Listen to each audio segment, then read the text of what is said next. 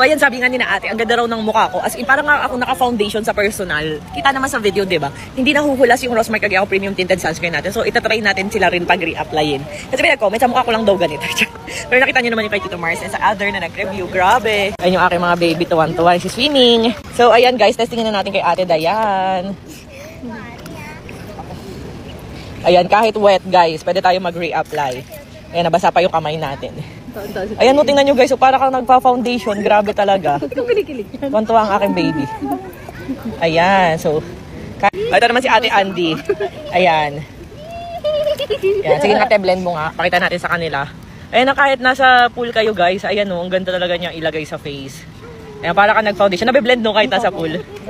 Yung iba sasama sa Oo. Yung Ayan. iba sasama sa tubig. Yes, yung iba sasama sa tubig. Tingnan nyo, oh. Ayan na. Ganda. O, diba? At pag natuyo yan, guys, magmamatify pa yan. So, ayan, check out yun na sa Yellow Basket.